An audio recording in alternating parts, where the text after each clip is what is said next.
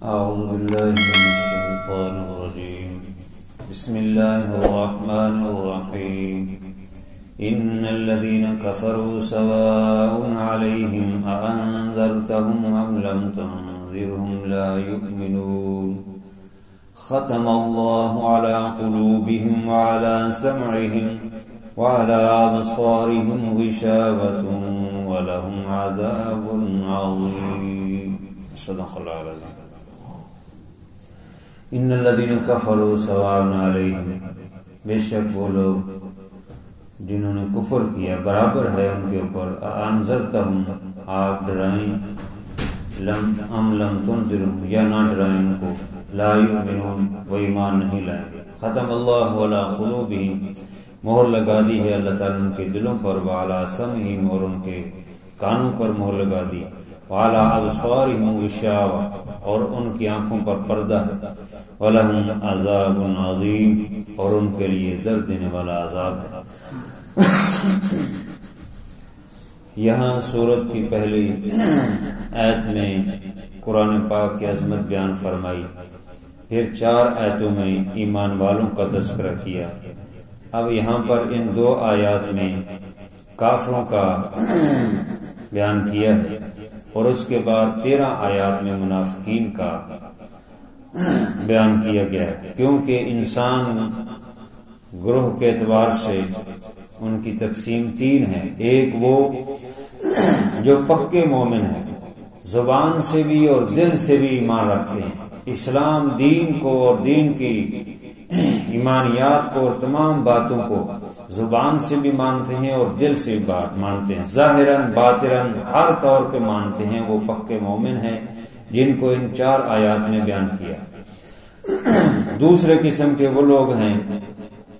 جو صاف صاف انکار کرتے ہیں اسلام کا، زبان سے بھی دل سے بھی علل اعلان انکار کرتے ہیں، نہیں مانتے، وہ پکے کافر ہیں، ان کا ان 2 آیات میں تذکرہ ہے۔ اور تیسری قسم کا گروہ وہ ہے جو زبان سے تو مانتے ہیں لیکن دل سے نہیں مانتے، ظاہراً مانتے ہیں باطناً نہیں مانتے، ایسے لوگوں کو منافق کہتے ہیں۔ ان کا 13 آیات میں بیان کیا، اگلی 13 آیات میں ان کا ذکر آئے گا۔ کافر جو ہے چونکہ علل اعلان وہ انکار کرتا ہے تو سارے جانتے ہیں کہ یہ دشمن ہے، اس لیے ان کا 2 ہی آیتوں میں تذکرہ کیا۔ اور جو منافق ہوتا ہے وہ خطرناک دشمن ہوتا ہے، وہ چھپا ہوا، کیونکہ زبان سے تو وہ مان رہا ہے، وہ اقرار کر رہا ہے کہ میں تمہارے ساتھ ہوں، لیکن وہ ساتھ نہیں ہوتا اندر سے، تو وہ خطرناک ہے، اس لیے اس کو تفصیلاً ذکر کیا 13 آیات ہے۔ کافر کا معنی ہوتا ہے چھپنا، چھپا ہوا، چھپانا چیز کو کسی کو۔ یہ بھی چونکہ کفر اس کے اندر ہوتا ہے، چھپا ہوا ہوتا ہے۔ جو ڈوڈی کے اندر پھل چھپاتا ہے اس کو بھی کفر کہتے ہیں، اس ڈوڈی کو چھپے ہوئے کو۔ اور اسی طرح جو کسان زمین کے اندر بیج چھپا دیتا ہے تو اس کسان کو بھی کافر کہتے ہیں لغوی طور پہ۔ اصطلاحی طور پہ کافر وہ اس کو کہتے ہیں جو دین اسلام کی وہ باتیں جو حضور علیہ السلام لے کر آئے، جن پر ایمان لانا ضروری ہے اور جن کے کرنے کا حکم دیا ہے، جن سے رکنے کا حکم دیا ہے وہ سب کریں، جو کرنے کا حکم دیا، جن سے رکنے کا حکم دیا اس سے رکیں، اور جن پر ایمان لانے کا حکم دیا ان پر ایمان لائیں۔ تو یہ تو ایمان والے ہوں گے۔ ان میں سے کسی ایک چیز کا انکار کر دیں یا ساری چیزوں کا انکار کر دیں تو وہ کافر کہلاتا ہے اصطلاحی طور پر۔ بما جاء من نبی صلی اللہ علیہ وسلم، جو نبی پاک صلی اللہ علیہ وسلم لے کر آئے ان میں سے کسی ایک چیز کا یا ان میں سے ایک سے زیادہ کا انکار کرے وہ کافر ہوگا اصطلاحی طور پر۔ تو کفر کی بہت ساری قسمیں ہیں، اس میں لمبی تفصیل بھی ذکر کی گئی ہے۔ تو یہاں پر ان کا تذکرہ فرمایا ان الذین کفروا سواء علیہم، بے شک وہ لوگ جنہوں نے کفر کیا، جو کافر ہوئے، برابر ہے ان پر انذرتہم ام لم تنذرہم، کہ آپ ان کو ڈرائیں ام لم یا نہ ڈرائیں ان کو لا یؤمن وہ ایمان نہیں لائیں گے۔ تو یہاں پر یہ سوال پیدا ہوتا ہے کہ جب ان پر برابر ہے ڈرانا یا نہ ڈرانا، تو پھر ان کو اسلام کی دعوت دینا یہ کیا فائدہ پھر اس کا، جب ان پہ ہے ہی کوئی اثر ہی نہیں ہے۔ ان کو ڈرائیں یا نہ ڈرائیں، اللہ کے عذاب پکڑ سے، جہنم سے، وہ ڈریں گے نہیں، ایمان نہیں لائیں گے، تو پھر ان کو تبلیغ کا کیا فائدہ ہے؟ تبلیغ کرنے کا تو کوئی فائدہ نہ ہوا۔ تو اس کا جواب یہ ہے کہ اللہ تعالی نے یہاں یہ فرمایا کہ سواء علیہم، ان پر برابر ہے۔ یہ نہیں کہا سواء علیک کہ جو ڈرانے والا ہے اس پر برابر ہے، یہ نہیں، اس کا مطلب یہ ہے ان کافروں کے لیے برابر ہے، آپ ڈرائیں یا نہ ڈرائیں، لیکن آپ کے لیے برابر نہیں ہے۔ آپ کو اجر و ثواب ملے گا، آپ اپنا تبلیغ کا کام کرتے جائیں، آپ ان کو اسلام کی دعوت دیں، آپ کو تو اجر ملے گا، آپ کے لیے برابر نہیں ہے۔ اس لیے وہ جب نہیں ایمان لائیں گے تو اس کا مطلب یہ نہیں کہ ہم کام چھوڑ دیں، ہمارا جو اجر و ثواب ہے وہ ہمیں ملتا رہے گا، ہم کرتے رہیں، ہم لگے رہیں، چاہے ناامیدی ہو کہ کسی طرف سے یہ ماننے والے نہیں، تب بھی جو ہے وہ ان کے لیے دعوت اور تبلیغ، ان کو اسلام کی دعوت، اسلام کی طرف راغب کرنا، ایسے عمل کرنا اور ایسے طریقے سے کہ وہ اسلام کی طرف راغب ہو، کوشش کرتے رہنا چاہیے۔ تو جو مبلغ ہوگا اس کے لیے فائدہ ہوگا، اس کے لیے اللہ کے ہاں اجر اور درجہ بلند ہوگا۔ اور دوسرا یہ بھی اعتراض ہوتا ہے کہ اللہ تعالیٰ نے فرمایا لا یؤمنون، وہ ایمان لائیں گے نہیں، تو جب ایمان ہی نہیں لائیں گے تو پھر کیا فائدہ؟ جب انہوں نے ایمان لانا ہی نہیں تو پھر ان کے لیے تبلیغ جائز ہی نہیں ہے، پھر جواز کیسے ان کے لیے جب اللہ نے کہہ دیا کہ ایمان نہیں لائیں گے؟ تو اس کا جواب یہ ہے کہ وہ ایمان نہیں لائیں گے، اس بات کا حقیقت کا کون ایمان نہیں لائیں گے یہ تو اللہ کو پتا ہے، انسانوں کو تو نہیں پتا۔ اس لیے انسانوں کے ذمہ ہے کہ وہ اپنا کام کرتے جائیں، وہ کوشش کرتے جائیں، یہ اللہ تعالیٰ کو معلوم ہے، اللہ کے علم میں ہے کہ کون کافر ایمان لائے گا کون نہیں لائے گا۔ کیونکہ یہ اعتراض ہوتا ہے کہ اللہ تعالیٰ نے یہ کہا ہے کہ وہ ایمان نہیں لائیں گے، لیکن بہت سارے کافر تو ایمان لے آئے، جیسے ابو سفیان فتح مکہ کے موقع پر انہوں نے اسلام کا اظہار کیا، اور اسی طرح ابو جہل کا بیٹا اکرمہ وہ بھی بہت بعد میں مسلمان ہوا، اور حضرت خالد بن ولید کتنے بڑے سپہ سالار تھے، وہ بھی بہت دیر بعد جو ہے وہ ایمان لائے۔ تو بہت سارے کافر ایسے ہیں جن کے جو ایمان لے آئے تو اللہ تعالیٰ فرما رہے ہیں کہ وہ ایمان نہیں لائیں گے۔ تو اس کا جواب وہی ہے جو میں نے عرض کر دیا۔ مفسرین فرماتے ہیں کہ یہ اللہ کے علم میں ہے کہ کون ایمان لائے کون نہیں، آپ نے ان کو تبلیغ کرنی ہے، آپ نے اپنا کام کرنا ہے، کیونکہ اللہ نے ان کو جو صلاحیت دی ہے وہ اپنی خود صلاحیت ضائع کر بیٹھتے ہیں، جیسا کہ آگے آ رہا ہے۔ اس لیے یہاں یہ فرمایا جا رہا ہے کہ جو لوگ کافر ہیں ان کے اوپر برابر ہے، ان کے اوپر برابر ہے کہ آپ ڈرائیں یا نہ ڈرائیں وہ ایمان نہیں لیں گے، آپ کی طرف سے آپ کو اجر و ثواب اللہ کی طرف سے ملے گا۔ ختم اللہ علی قلوبہم وعلی سمعہم، مہر لگا دی اللہ تعالیٰ ان کے دلوں پر اور ان کے کانوں پر، وعلی ابصارہم غشاوہ، اور ان کی آنکھوں پر پردہ ڈال دیا گیا۔ جب ان کے دلوں پر مہر لگ چکی ہے، کانوں پر مہر لگ چکی ہے،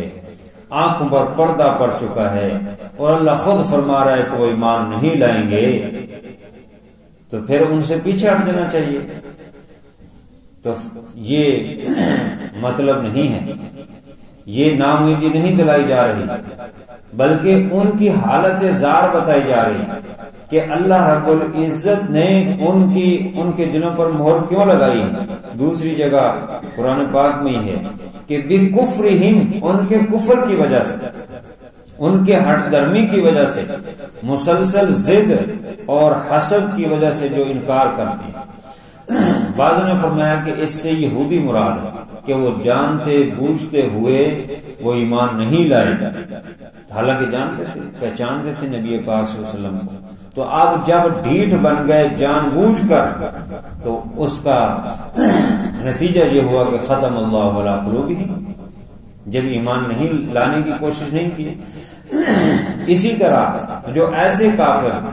جو آپ نے کفر اور ضد کی وجہ سے مسلسل پیغمبر علیہ السلام کو مانتے نہیں اور آپ کو تکلیف دیتے تھے، تو ان کے ضد کی وجہ سے، ہٹ دھرمی کی وجہ سے اللہ نے ان کے دلوں کو قفل کر دیا، ان کے دلوں کو تالا لگا دیا، ان کے دلوں پر مہر لگ چکی ہے۔ اور یہ اللہ تعالی کی طرف سے نہیں ہے کہ یہ ذہن میں اعتراض آئے کہ اللہ نے مہر لگا دی ہے۔ جب اللہ نے خود کہہ دیا کہ مہر لگا دی ہے تو پھر ایمان نہیں لائیں گے، پھر ان کا کیا قصور ہے؟ مہر تو اللہ نے لگا دی، جب اللہ نے مہر لگا دی ہے تو وہ کیسے ایمان لائیں گے؟ اس کا یہ معنی نہیں ہے۔ حضرت مولانا اشرف تھانوی رحمۃ اللہ علیہ وہ فرماتے ہیں کہ جیسے کوئی ڈاکٹر کسی بیماری کا بتائے تو وہ یہ بیماری پیدا نہیں کر رہا، وہ جو اندر موجود ہے وہ بتا رہا ہے کہ ان کے اندر یہ بیماری ہے۔ ایک بندے کو کینسر ہو گیا اور اس کا سٹیج آخری ہو گیا، تو ڈاکٹر نے جب اس کا معائنہ کیا، دیکھا، ٹیسٹ کی، اس نے کہا بھی یہ تو نہیں بچے گا، اس کی خطرناک بیماری حد تک پہنچ گئی ہے۔ اب یہ ڈاکٹر نے اس کی بیماری لگائی نہیں، اس کو ڈاکٹر اس کو مار نہیں رہا، بلکہ جو اس کے اندر پہلے سے بیماری وہ ڈاکٹر بتا رہا۔ اللہ تعالیٰ نے جو فرما رہے ہیں کہ ختم اللہ علی قلوبہم وعلی سمعہم، یہ اللہ تعالیٰ نے ان کی صلاحیت خود ضائع نہیں کی، انہوں نے خود ضائع کی اور ایسے عمل کیے جس کی وجہ سے ان کے دلوں پر مہر لگ گئی۔ تو اللہ نے بتایا ہے کہ ان کے دلوں پر مہر لگ چکی ہے ان کی ہٹ دھرمی کی وجہ سے، ان کی کفر کی وجہ سے، جو یہ ضد اور اناد اور اپنی دنیا کی مفاد کی خاطر اور دنیا کی تھوڑی سی عہدے اور سرداری کی خاطر یہ ضد اور ہٹ دھرمی پر آئے، حسد کی وجہ سے ایسا کر رہے ہیں۔ تو یہ اللہ رب العزت نے ان کی اس بیماری کو بتایا ہے، انہوں نے اپنی صلاحیت خود ضائع کی، کیونکہ حدیث شریف میں کل مولود یولد علی الفطرہ، ہر بچہ پیدا ہونے والا وہ فطرت اسلام پہ پیدا ہوتا ہے، لیکن پھر اس کو ماحول، اس کے حالات، اس کے والدین، اس کے عزیز و اقارب اس کو ایسے ماحول دیتے ہیں، ایسا اس کو کہ وہ کفر اور شرک کرتا ہے، یہودی بن جاتا ہے، عیسائی بن جاتا ہے، مجوسی آگ پرست بن جاتا ہے، ہندو سکھ غیر مسلم بن جاتا ہے، اور پھر اپنی صلاحیت وہ کھو بیٹھتا ہے۔ تو اللہ تعالیٰ نے ان کے دلوں پر کفر لگا کر ان کو پیدا نہیں کیا، بلکہ پیدا تو صحیح ہوئی، دنیا میں تو صحیح صلاحیتیں لے کر آئی ہیں، پھر خود اپنے عمل ایسے کرتوت ایسے کرتے رہے کہ جس کی وجہ سے ان کی صلاحیت ضائع ہو گئی۔ کیونکہ جب انسان ایک گناہ کرتا ہے تو اس کے دل پر سیاہ نقطہ لگ جاتا ہے، اور وہ کرتا رہتا ہے تو حتیٰ کہ اس کا دل سیاہ ہو جاتا ہے۔ جب مکمل اس کا دل سیاہ ہو جاتا ہے تو پھر ختم اللہ علی قلوبہم کی حالت ہو جاتی ہے، پھر اس کو بدی اور نیکی میں کوئی فرق محسوس نہیں ہوتا، وہ نیکی کو بھی گناہ ہی سمجھ رہا ہوتا ہے اور برائی کو بھی وہ اچھائی سمجھ رہا ہوتا ہے، تو اس کا برتن الٹا ہو جاتا ہے، جس کی وجہ سے ایمان اس میں داخل نہیں ہوتا۔ اس کو یہاں اللہ تعالیٰ نے فرمایا، جیسا کہ دوسری جگہ کلا بل ران علی قلوبہم، یہ کہتے ہیں کہ ہم تو چاہتے ہیں کہ ایمان لائیں، لیکن اللہ تعالیٰ نے مہر لگا دی تو ہم کیسے ایمان لائیں؟ تو اللہ تعالیٰ فرماتے کلا بل ران علی قلوبہم، ان کے کرتوتوں کی وجہ، بما کانوا یکسبون، جو یہ کمائی کرتے رہیں، کسب کرتے رہیں، اس کے نتیجے میں اللہ تعالیٰ نے ان کے دلوں پر مہر لگائی، ان کے دلوں پر زنگ چڑھ چکا ہے، جس کی وجہ سے تو یہاں یہ سارے اعتراض ختم کر دیے ہیں کہ اس کا یہ معنی نہیں کہ اللہ تعالیٰ نے یہ کر دیا تو آپ یہ ایمان لا نہیں سکتے، نہیں، اگر کوئی کوشش کرے تو اللہ تعالیٰ اس کو توفیق دیتے، جیسے بہت سارے کافر وہ مسلمان بھی ہو گئے، ایمان لے آئے، تو یہ اگر نہ مانے، سمجھے نہ، تو پھر توفیق نہیں ملتی۔ ختم اللہ علی قلوبہم، اللہ تعالیٰ نے ان کے دلوں پر مہر لگا دی ہے، وعلی سمعہم، اور ان کے کانوں پر مہر لگا دی، وعلی ابصارہم غشاوہ، اور ان کے آنکھوں پر پردہ ہے۔ ان سب چیزوں کے بارے میں سوال ہوگا۔ یہ جو ذکر کیے، دل ہے، آنکھیں ہیں، کان ہے، ناک ہے، ہاتھ پاؤں ہیں، ان سب کے متعلق قیامت کے دن سوال ہوگا، کیونکہ قرآن پاک میں ہی دوسری جگہ فرمایا ان السمع والبصر والفؤاد کل اولئک کان عنہ مسئولا۔ کان، ناک، ہر چیز، دل، یہ سب ان کے بارے میں، ہر ایک عضو کے بارے میں قیامت کے دن سوال کیا جائے گا، پوچھا جائے گا کہ ان کا استعمال صحیح کیا یا غلط کیا۔ اس لیے ایسے لوگ جو غلط استعمال کرتے ہیں، اپنی صلاحیت کھو بیٹھتے ہیں، جس کا نتیجہ ہے کہ ان کے دل پھر اس تالے میں آ جاتے ہیں اور کفر ان کے دلوں کے اندر غزیں ہو جاتا ہے اور پھر وہ باہر نہیں آتا، اسی حالت میں جاتے ہیں، اور اس کا نتیجہ یہ ہوتا ہے کہ وَلَهُمْ عَذَابٌ عَظِيمٌ، اور پھر آخرت میں ان کے لیے بہت بڑا عذاب ہے جو ناکامی اور تباہی بربادی کی طرف لے جائے گا۔ تو یہ پکے جو کافر ہیں ان کی حالت بیان فرمائی ہے۔ اللہ تعالیٰ سمجھ کی توفیق عطا فرمائے۔ الحمدللہ رب العالمین والصلاة والسلام علی سید الرسل وخاتم الانبیاء والمرسلین رب اغفر وارحم وانت خیر الراحمین لا الہ الا انت سبحانک انی کنت من الظالمین۔ یا اللہ اپنی رحمت سے ہماری حاضری قبول فرما، جو کمی رہی اپنے فضل سے معاف فرما، قرآن و حدیث کی صحیح سمجھ عطا فرما، کہ عمل کی توفیق عطا فرما۔ وصلی اللہ تعالی علی خیر خلقہ سیدنا و مولانا محمد وعلی آلہ و اصحابہ